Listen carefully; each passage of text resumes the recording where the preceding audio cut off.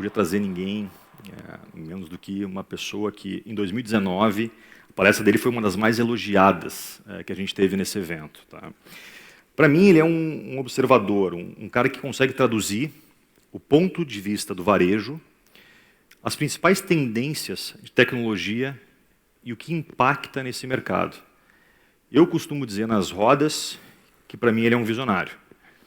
Um cara que tem uma capacidade de observação, acho muito à frente da grande maioria das pessoas. Por isso, a gente começa esse dia com a visão dele, para falar um pouquinho sobre o que esperar de 2022. Ele que é sócio da Itu Partners, da Aster Capital, além de conselheiro do e-commerce Brasil, passou por empresas como a Netshoes, onde foi responsável pelas áreas de tecnologia, analytics, mobile, inovação. Passou pela TOTUS, ele é um conselheiro do e-commerce Brasil desde 2016, lidera todos os conteúdos de tecnologia e inovação. Seja bem-vindo, Rodrigo Nasser. Vieira, obrigado, Vivi. Obrigado também. Boa tarde a todo mundo. Prazer estar aqui. Prazer poder abrir, comentar, contar um pouquinho para vocês o que... E fazer uma reflexão com vocês de alguns números, alguns dados, tá? Vamos lá, então. Não sei se vocês já estão vendo aqui a minha tela. Estamos vendo sim, Nasser. Palco é teu. Legal. Bom, eu queria bater com vocês 4 pontos, que a gente tem, o tempo é curto, mas eu queria trazer para vocês 4 pontos. Queria falar de social commerce com vocês, quero falar de cross-board e uma pesquisa que a gente aqui na Aster Capital a gente fez, uma pesquisa proprietária agora em agosto, e trazer algumas coisas interessantes que a gente encontrou nessa pesquisa. Falar de Open Finance, carteiras digitais, um pouco de bancos digitais, o impacto que isso tem no online. E sempre aquele ponto chato que ninguém gosta de falar, mas que eu trago porque as áreas de tecnologia no Brasil são muito movidas por isso, que são as alterações em legislação, e há 2 pontos específicos que a gente tem aí para 22 para a gente ficar atento. Tá? Só antes de começar, um gráfico que eu sempre trago nos eventos e venho acompanhando desde 2013 esses números, e que vai ajudar a gente a entender bastante do porquê 2022 terá alguns comportamentos interessantes que eu vou falar aqui. Aqui a gente tem o número de internautas no Brasil e a quantidade de compradores, que são dados do Ebit Nielsen, né, no Web Shoppers. É importante lembrar que esse dado não tem os números de Mercado Livre, então esse número aqui de 79 milhões de compradores em 2020, ele é maior, porque a gente tem os números aqui, a gente teria aqui os números exclusivos de Mercado Livre, tá? Mas tem alguns pontos aqui que são importantes a gente entender. O primeiro deles, esse crescimento que a gente tem de 19, 20 e 21 também, que a gente vem acompanhando, passando já, desculpa, da casa dos 80 milhões, ele tem um drive importante, que é mobilidade. No finzinho de 2019, e aí a partir de 2020, as compras exclusivas por celular, ou seja, as compras que foram a busca, a entrada no site, o pagamento, conversão, 100% foi feito pelo celular, passaram de 50%, né, o total das compras feitas dessa forma, né, por celular, passaram de 50% do total das compras no final de 2019. E esse número continua crescendo. Por que isso é importante? O número de celulares continuou crescendo, tinha se estabilizado em 20, e em 19 e em 20 começou a voltar a crescer e continua crescendo agora em 21. Outra coisa importante é que, segundo a pesquisa, você teve uma adição de 13 milhões de novos consumidores em 2020. Esse número, ele é bem importante para a gente olhar, por quê? 2020 e agora 2021, com todas as questões que a gente teve de pandemia e tudo mais, você teve no Brasil uma digitalização de muitas pessoas, e essas pessoas vieram junto com carteiras digitais, né? Então, para vocês terem uma ideia, até 2017, 2018, o Brasil tinha mais ou menos 60 milhões de desbancarizados no Brasil, tá? Então, imagina que uma população de mais ou menos 220 milhões de pessoas, você tem aqui 140 milhões de pessoas que acessam a internet, você tem a população economicamente ativa do Brasil ao redor de 120 milhões de pessoas, E dessas 120 milhões de pessoas que fazem parte da população economicamente ativa do Brasil, metade desbancarizada.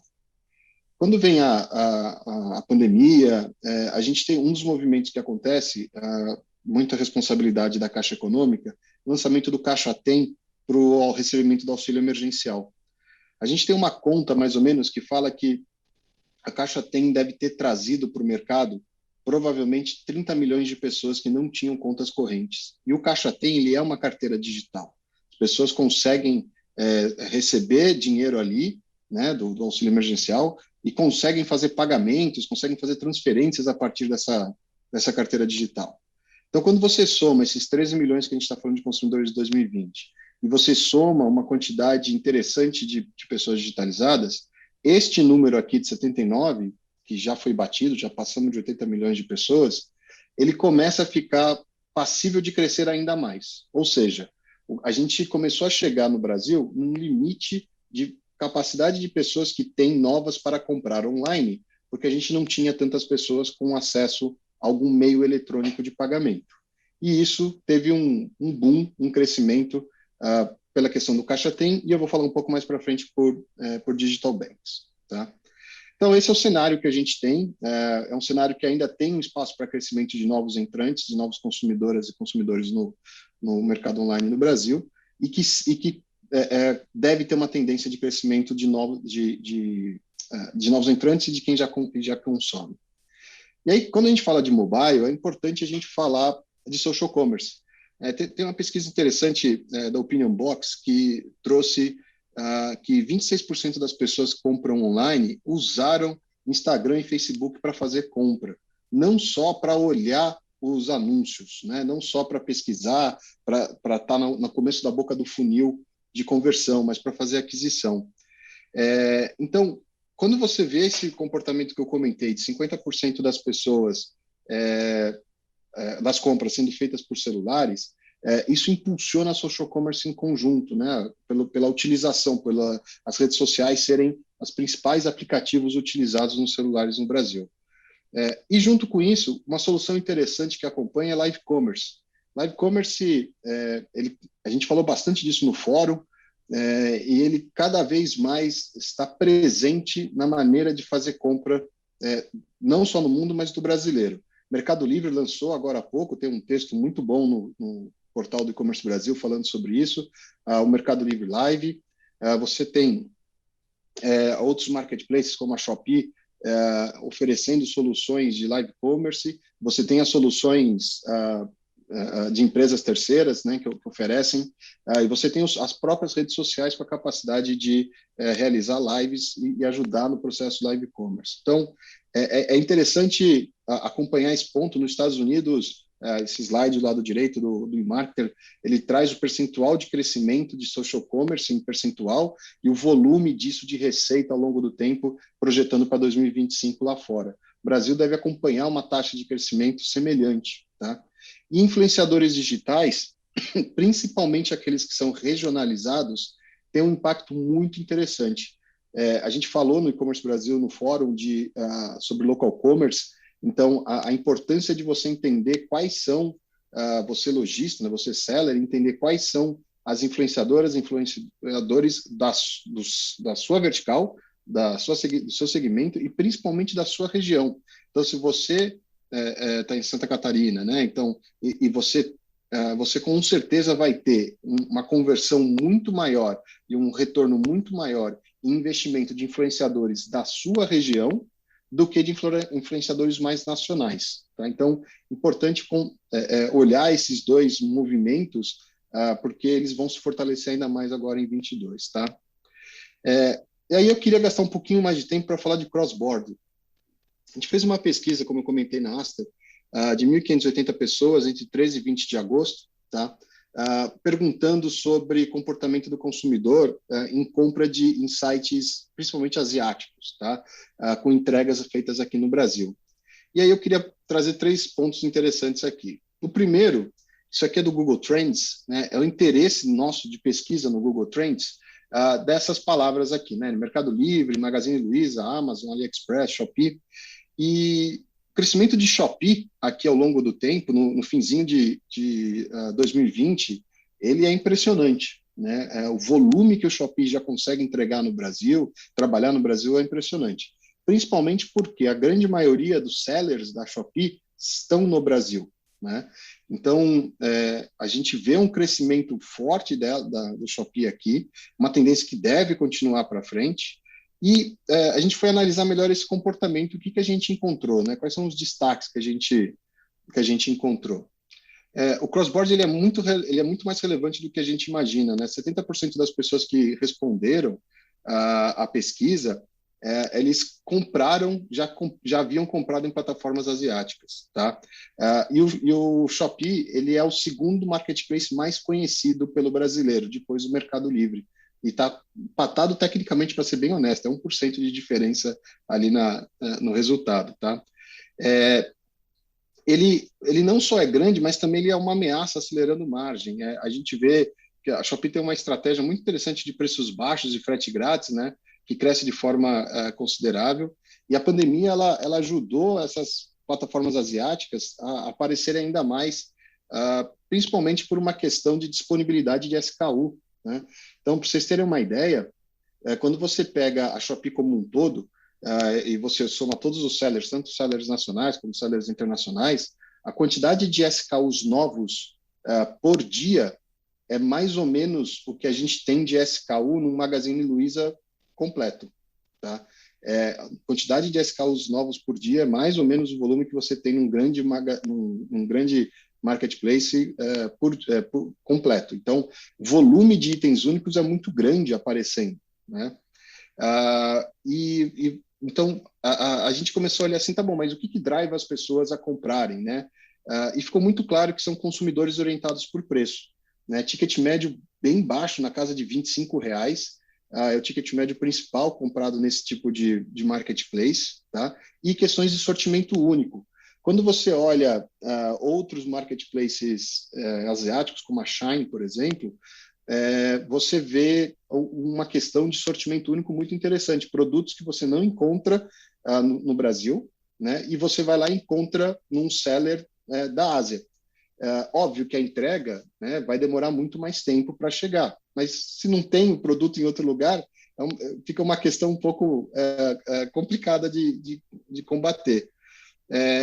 E, obviamente, você ainda, na pesquisa, a gente vê que os marketplaces brasileiros têm um destaque de rapidez de entrega, diversidade do sortimento, né? Então, você tem os investimentos que o Mercado Livre já fez e que o Magalu está fazendo, por exemplo, os dois principais em logística são fortíssimos e vão trazer uma velocidade ainda maior de entrega, né? E a consumidora ainda tem receio de receber réplicas aí comprando nos sites asiáticos. Porém, um ponto importante é que quando a gente fez essa pesquisa aqui no Brasil e a gente analisou também, a gente fez uma pesquisa mais qualitativa, mais simples na Europa, esse problema de entrega rápida, os sites asiáticos já resolveram na Europa. Então, a entrega da Shopee, da Shein, em regiões da Europa continental, elas quase batem de igual para igual uma Amazon lá na Europa, por exemplo. Então, esse é um ponto que, de alguma forma, eles vão resolver. Então, eu ficaria atento à participação desses marketplaces, se eu fosse um varejista, na estratégia de crescimento que vocês têm aí para frente. Tá? Open Finance, carteiras digitais, né, e Digital Bank, eu acho que, como eu comentei sobre acesso e conversão, né, eu acho que tem uma questão importante para a gente prestar atenção. Na Acer, a gente fez uma outra pesquisa relacionada a Digital Banks. Uma coisa importante que a gente encontrou em todas as idades, tá? Existia uma preferência há alguns anos atrás de bancos digitais por faixas etárias mais jovens, né? Isso não é mais só verdade, tá? Você vê isso em todo o aspecto de demografia.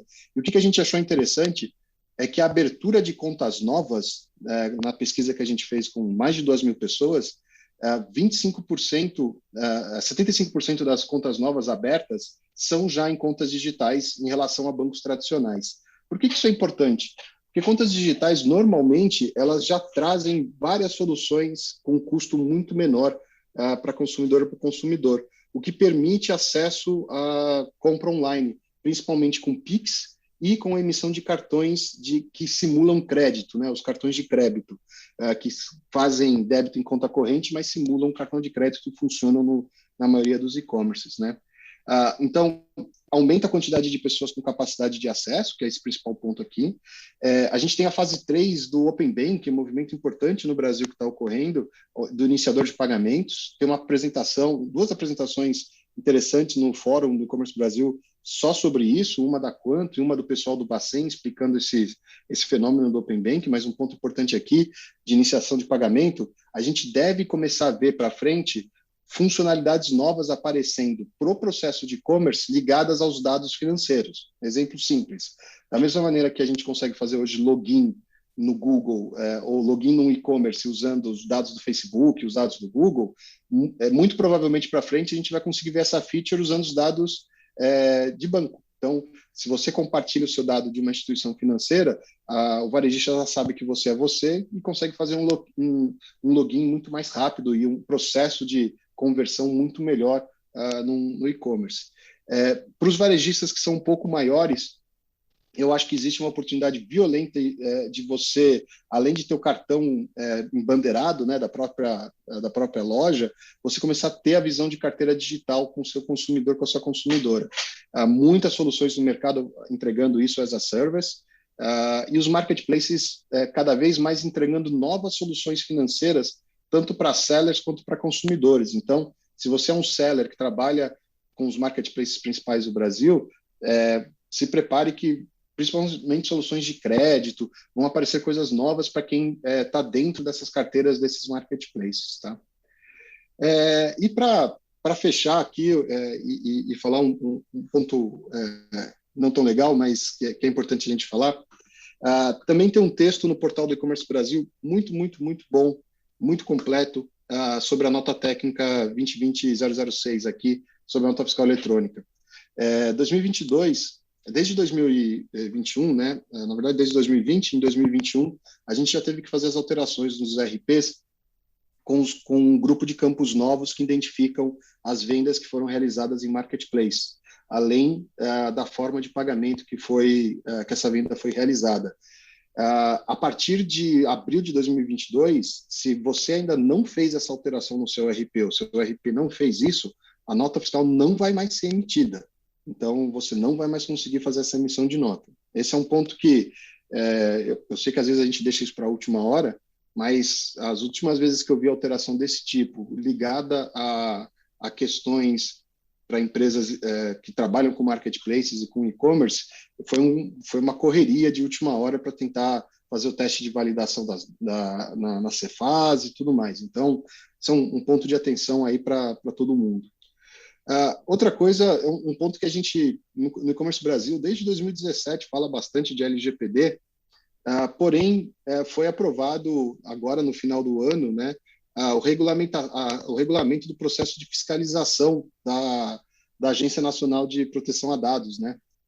Então, você tinha a aprovação da lei, você teve a aprovação da lei, a lei entrou em vigor, aí depois você teve a criação da Agência Nacional que iria fazer a regulamentação disso e a fiscalização disso, mas essa agência não tinha um regulamento de como fiscalizar, né?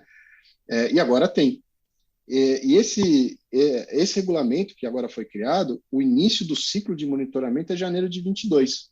Então, lembrando que a LGPD aqui não é somente aquela apresentaçãozinha que a gente coloca ou aquele pop-up que a gente coloca no site falando se a pessoa aceita ser monitorada nos cookies e tudo mais. A LGPD vai muito além disso, né?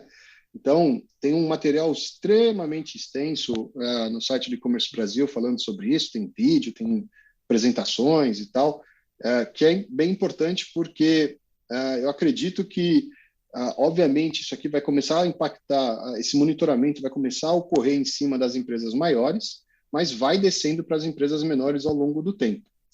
E, principalmente, você varejista que faz parte de marketplaces, que usa marketplace como uma estratégia sua de venda, você faz parte do relacionamento com o consumidor final dentro desse marketplace. Então, se esse marketplace for, de alguma forma, monitorado, fiscalizado, você, seller, pode também estar envolvido nisso, como parte dentro da LGPD. E você, lojista, que atua de maneira direta no online, que tem um relacionamento direto, tem um ponto aqui que a gente já devia estar se preparando para isso ao longo do tempo, mas é importante dar uma olhada agora que o monitoramento comece, obviamente, pelas empresas maiores, e depois isso vai descendo numa escadinha para empresas menores. Tá? Então, esses são os pontos aqui que eu queria trazer para vocês. Essa social commerce, resumindo, atenção principalmente para ferramentas como live commerce e o uso de redes sociais dentro da sua estratégia de canal e diversificação, principalmente Instagram como solução. As outras redes sociais, obviamente, também, mas Instagram tem feito uma diferença e esse percentual de venda deve crescer ao longo do tempo de participação. Presta atenção no cross-border, então, se você, tanto como estratégia para você de criação de novos produtos, acessórios e integração, né, com fornecedores, mas mais ainda se o seu setor, se o seu segmento tem uma competição forte com soluções de fora, prestar atenção porque consumidores estão utilizando, o consumidor brasileiro está utilizando o cross-border como solução, principalmente os marketplaces asiáticos. Se você tem um produto ou um ticket médio pequeno, né, na casa ali de 25 a 50 reais, se o seu business está nessa área, a Shopee parece ser um marketplace bem interessante, está com um crescimento muito, muito forte de GMV no Brasil. Então, pode ser um caminho aí de crescimento para os sellers nessa linha. Open Finance, carteiras digitais e bancos digitais, eu comentei de acesso a isso. Então, se você ainda não está trabalhando com Pix, se você ainda não...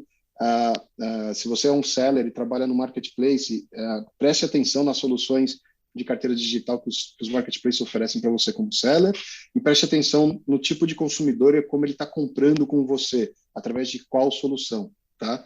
E os pontos aqui de legislação que eu trouxe para vocês, LGPD e nota técnica de nota fiscal eletrônica no Brasil. É isso. Obrigado, gente. Qualquer dúvida, estou à disposição. Nasser, pô, mais uma aula para a gente. Obrigado, nós que agradecemos aqui. E deixa eu te fazer duas perguntas, cara, que me vieram ao longo da tua explanação aqui. Tu falou muito no foco, quando a gente fala de cross-border, desse ticket médio mais baixo, do cliente procurando produto único. Tu entende uma virada disso em algum momento? Uma migração, ou a gente vai ter ad eternum, caras de fora vindo para cá para vender de fato esse ticket médio menor e produtos bem específicos, ou tu entende que isso começa a migrar em algum momento? Excelente pergunta. Já está migrando. Tá? Onde a gente vê isso? Né? A primeira reação que a gente teve quando a gente viu a pesquisa, a gente falou, tá bom, é só para produto pequeno, nunca vai pegar eletroeletrônico, tickets lá de 5 mil reais, 10 mil reais, tudo mais. Né? Daí a gente falou, peraí, vamos dar uma olhada se na escada, né, de tickets médios a gente vê isso. E a gente fez essa pergunta. Né? E sim, as pessoas, principalmente em algumas categorias como vestuário e acessórios, você vê tickets médios maiores vindo de soluções de fornecedores asiáticos. Né? Então, sim, esse caminho ele vai acontecer, na minha visão, e a gente vai cada vez ver uma briga maior por tickets médios maiores. De fato, ele passa a ser um concorrente em quase todas as categorias e não só nas que ele está atuando hoje, e aí aumenta a preocupação. Bacana. Seria mais uma pergunta agora, não está no teu material, mas a gente discutiu bastante esses dias em alguns grupos. A gente tem visto aí uma crise energética, né, na Ásia, a gente tem visto essa crise que a gente está passando aqui, o estado é um estado que tem 6 grandes portos, então vive muito desse processo de importação e exportação, falta de container, crise por falta de navios, porque né, não vem um navio para cá com produto chinês ou produto, enfim, asiático, ele acaba não conseguindo retornar. Conseguia falar um pouquinho para a gente sobre isso? Qual é a tua visão desse mercado para 2022?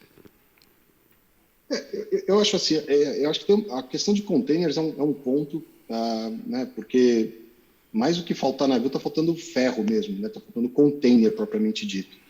E além disso, está ocorrendo uma desintermediação daquelas empresas que fazem o meio de campo, né? Que fazem a compra, a contratação dos fretes e a aglutinação desses fretes, né? Você vê, é assustador quando você vê a maior empresa de containers do mundo cortando 35%, 30% da alocação dele para essas empresas de gestão de frete e fazendo direto isso, né? Isso muda bastante o jogo.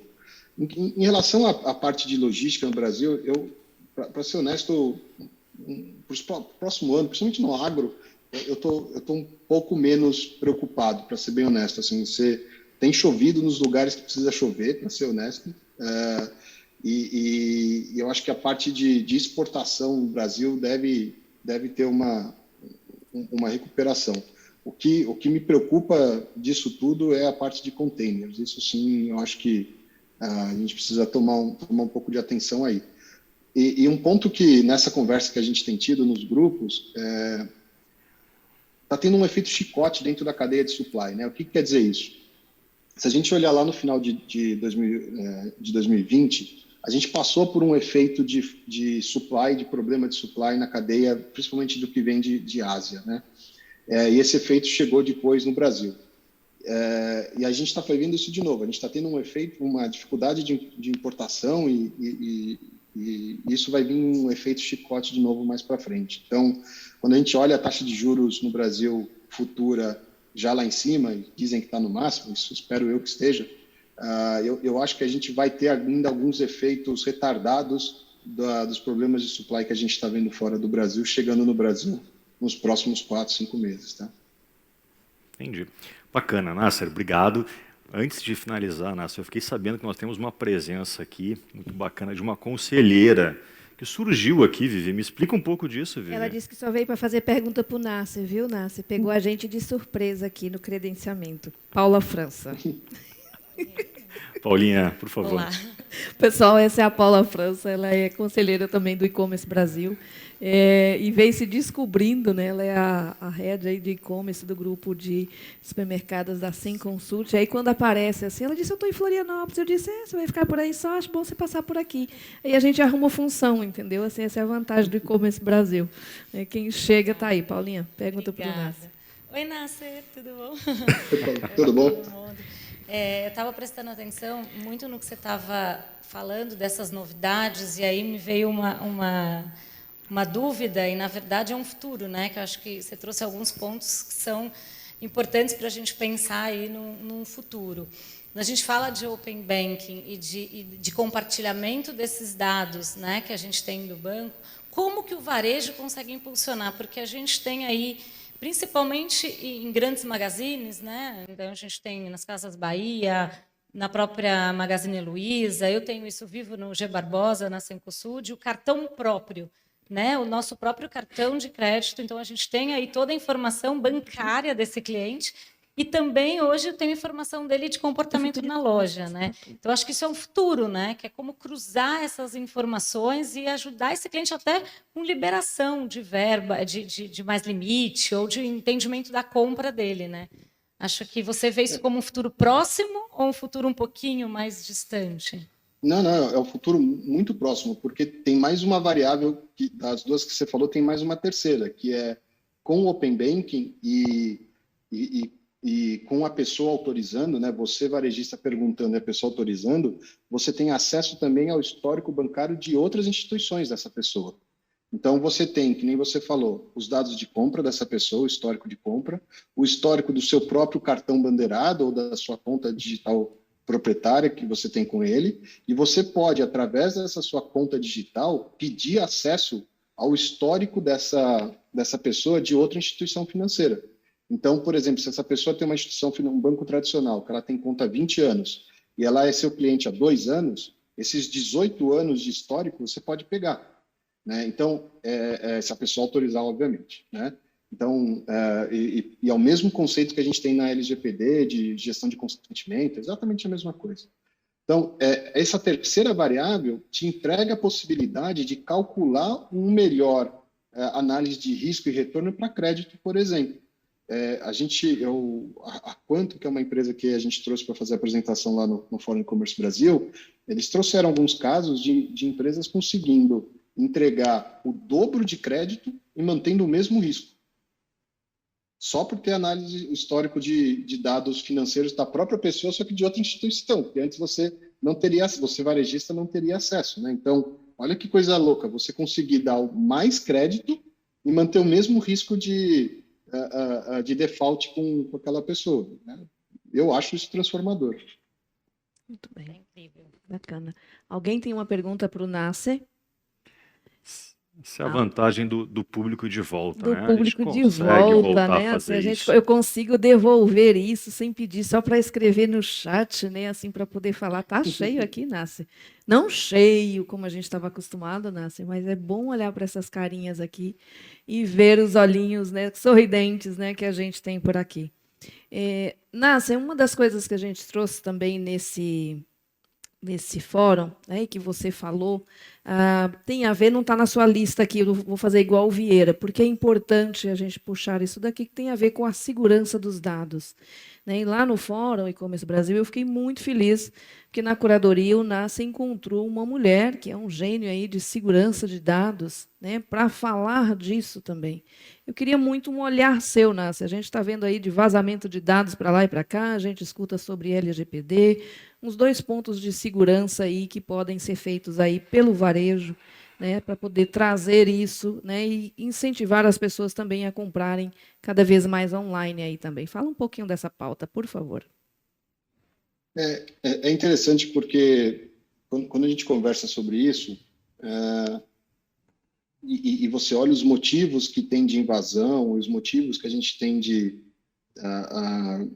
problemas técnicos, né, os motivos técnicos que você tem, os 10 principais motivos são os mesmos nos últimos 10 anos. Né?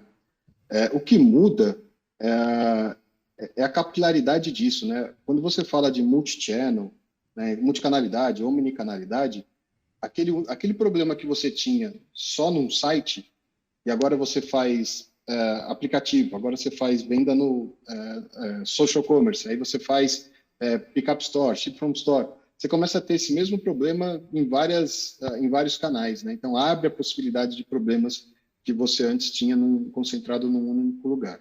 Obviamente, somado isso, a importância, o volume de crescimento que eu mostrei ali de e-commerce atraem pessoas para tentarem fazer esse tipo de invasão, esse tipo de situação que a gente encontra.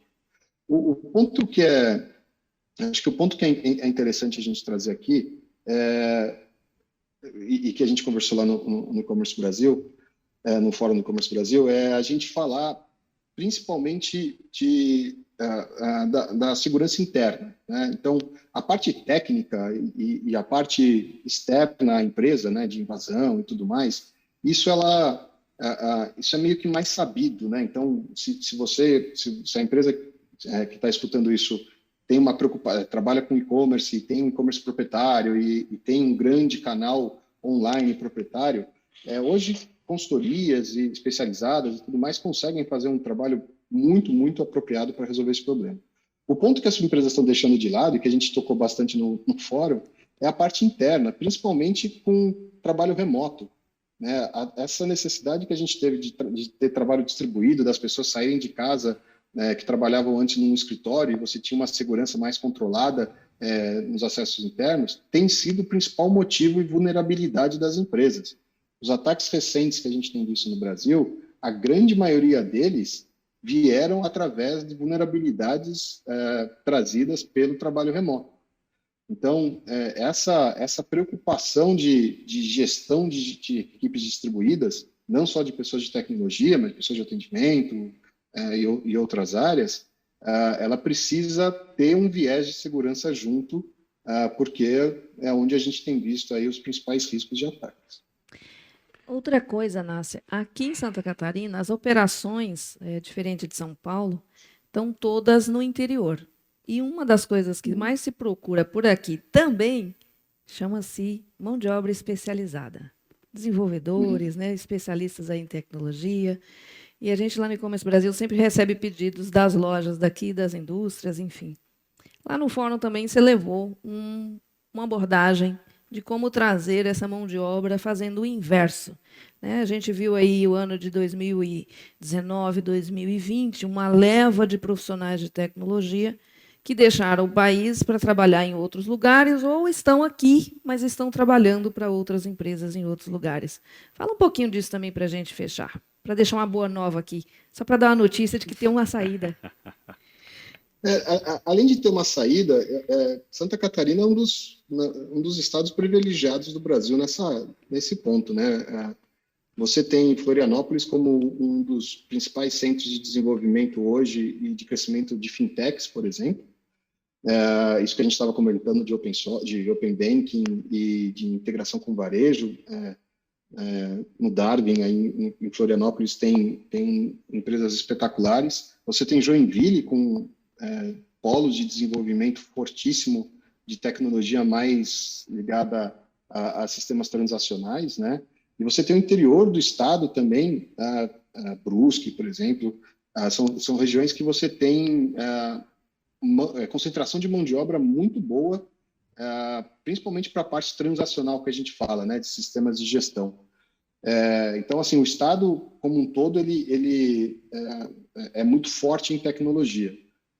Dito isso, você tem uma coisa que a gente falou, do que você comentou lá no fórum, quando a gente fala de trabalho remoto, é a possibilidade da gente, da mesma forma que nós brasileiros estamos sendo atacados e perdendo talentos para empresas estrangeiras, nós brasileiros somos um país continental, então a gente pode se utilizar também dessas mesmas empresas que fazem esse serviço de contratação, hunting e de encontrar profissionais espalhados pelo Brasil para trabalhar para as nossas empresas brasileiras, porém com pessoas distribuídas, né? Então, não é porque eu estou em Florianópolis, eu estou em Joinville, que eu preciso só contratar pessoas da região. Eu posso ir lá e atuar em Pernambuco, em Recife, onde tem os melhores cientistas de dados do Brasil, né? Eu posso pegar a Federal da Paraíba, que tem um excelente curso de engenharia de software também. Eu posso subir a serra e ir para Curitiba e pegar também um dos melhores desenvolvedores na parte de open source que você tem no mundo. Então, o Brasil ele é um país continental e hoje você consegue acessar regiões do Brasil que tem um custo de mão de obra menor do que a região que a gente está, às vezes, em capitais, e trabalhar de forma remota, principalmente para os times de tecnologia, né?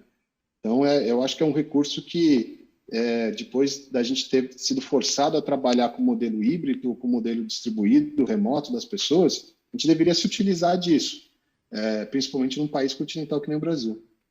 Bacana. Vivi, e agora fazendo um paralelo aqui, olha a dicotomia, né? A gente fala que a gente precisa cuidar muito, entender muito como a gente está abrindo a nossa casa para o risco do que está vindo de fora, ao mesmo tempo eu preciso buscar gente fora. Isso dá outra palestra do NASA, não dá não? Eu acho bom, viu, Nácia? Acho bom você voltar e fazer uma estreia lá no dia 7 de dezembro, lá em Porto Alegre, só para falar disso, viu? Não é pressão, tá, Nácia? Mas vai que. Bom, pessoal, Nácia, querido, olha, muito obrigada mesmo.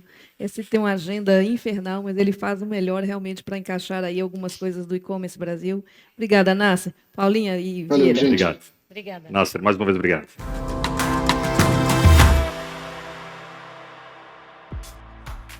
E aí, gostou do vídeo? Então não deixe de curtir e compartilhar. Aqui do lado tem 2 sugestões que você pode gostar. Até a próxima!